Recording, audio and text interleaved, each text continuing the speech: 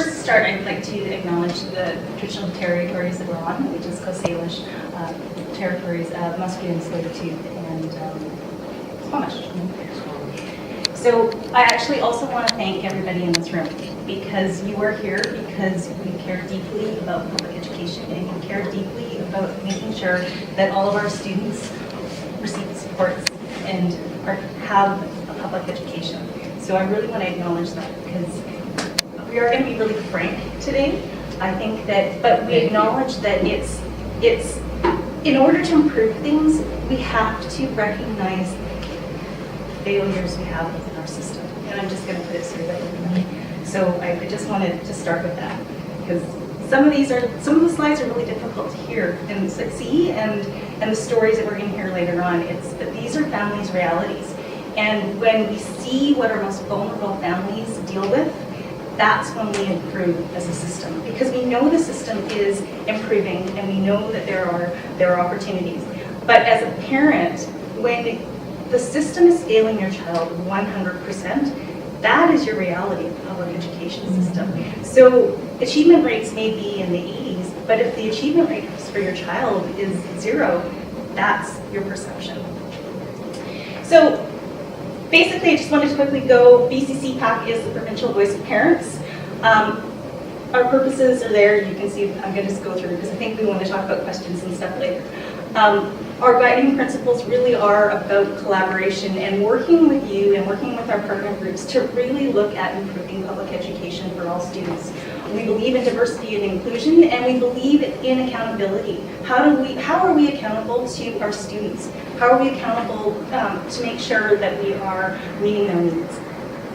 So we, as BCCPAC, represent 55 of 60 districts. We have PAC and DPAC members, and through our DPAC membership, we actually represent 96% of students in the province. We actually have a really extensive statement of member resolutions that really show the strong parent conviction in public education. So these are some of the things that we've done this year when it comes to advocacy. We do self-advocacy support for individual parents and families. We did a survey, which we'll be talking about, on special needs children who are not receiving a full day at school. We did a presentation to the Select Standing Committee on Finance and Government Services on the holes of funding and where we really need to see extra funding. We did a DPAC summit in the fall to allow parent representatives from different districts to talk to the Ministry of Education about some of the different initiatives that they're working on so that they can get input from diverse communities. We have our conference coming up where we have Rick Hansen and Ivan Coyote speaking, and we have our regular meetings with Ministry of Education and partner groups as well. So as parents, we really do have the student as the center of our advocacy. I just wanted to really, when we're talking about parent groups and like BC Ed Access, really it's not about an employee group, it really is about what do we need for public education and what do we need for our kids. Most of the advocacy calls we get are from parents with learning disabilities, and parents don't call us because they have a quick question. Usually parents call us because they've gone through the process and they have hit a brick wall and they don't know where to go, they don't know what to say. Some of the stories are pretty horrific and they need help, because as a parent of a special needs child, it can be really difficult to have to advocate and fight day in and day out. One of the things that we have heard as BCCPAC and as a provincial organization is that a lot of kids are not able to go to school for a full day. We had heard from parents throughout the years that kids were being sent home if their EA wasn't available to support them that day. We heard from parents who were saying that their kids, when their resource teacher had to cover a classroom, their special needs supports and their learning, their individual or small group lessons were canceled for the day. Those are stories that if you don't have a child with special needs, wasn't in the public domain.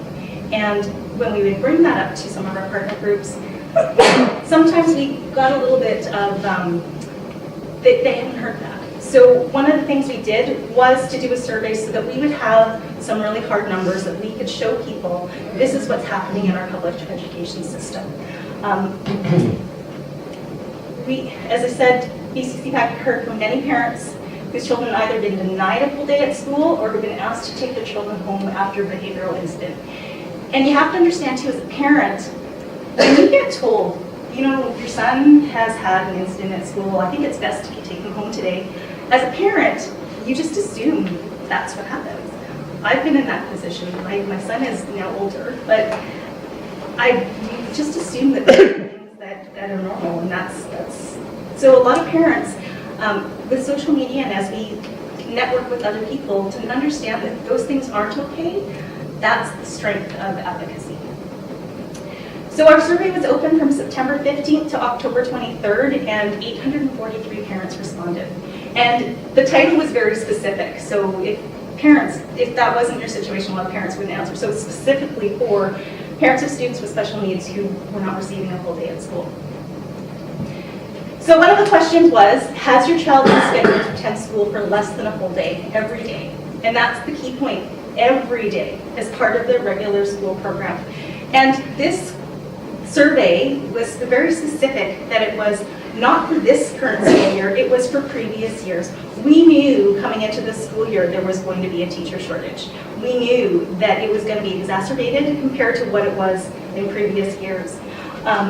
When you look at this, it's, so there was 391 parents who said yes, that happens to them regularly. So the question is, how much of the day does your child miss? A shocking 132 parents responded that once the beginning of the school year was done, once they had a regular program, they were missing more than half of a day of school on a regular basis. So what's the percentage on there? It's 35% of the people who responded to that question. So these were the people that, but 132 kids. So they just didn't have support. Another question was, has your child been sent home or have you been asked to keep your child home due to staff shortages? And this one is very much tied to EA shortages. A lot of the time when an EA calls in sick and there's no coverage, if a student requires some one-on-one support, and if there is no coverage, kids were being asked to stay at home.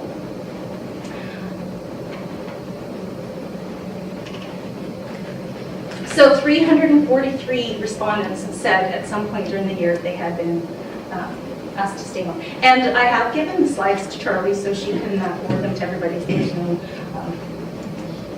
So the next question is, how often is your child kept home from school due to staff shortages?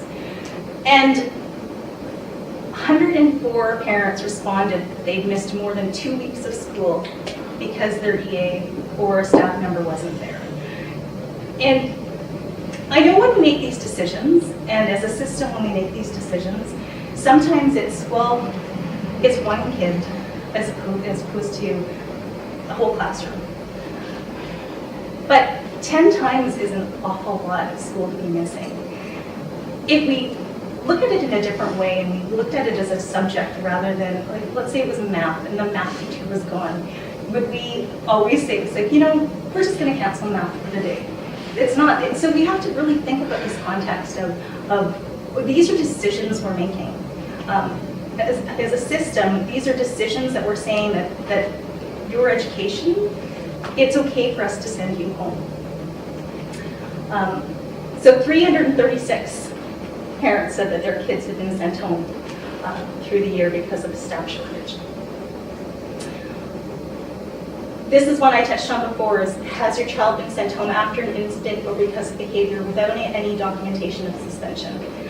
And it's hard, we know it's hard, but when kids have proper support, they can stay in school. There's, so how often was your child sent home after an incident or because of behavior at school without documentation? Oh, that's wrong. So basically it's 30%, and that's the wrong term, but we're sent home because of behavior at school. And actually,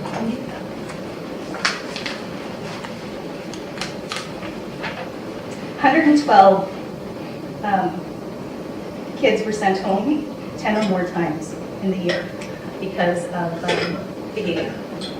So when we are saying to kids that, you know, if you're not going to behave, you can't come, we're really not trying to improve that behavior. We're really not looking at how do we support our kids to give them that resiliency. So those are the keys that we really need to start working on as a system.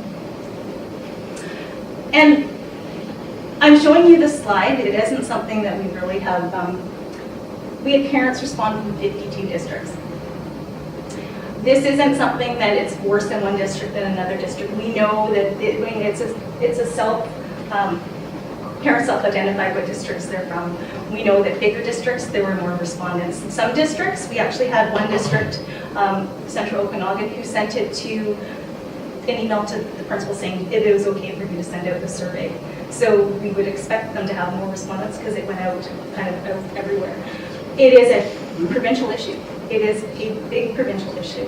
And it's something that, that we've been very lucky, and I guess we'll get into that at the end in the close, that we are having dialogue with the minister on how do we fix this. We are having dialogue with our partners on how do we support each other to address this issue. Tracy's going to talk a little bit more about the personal stories.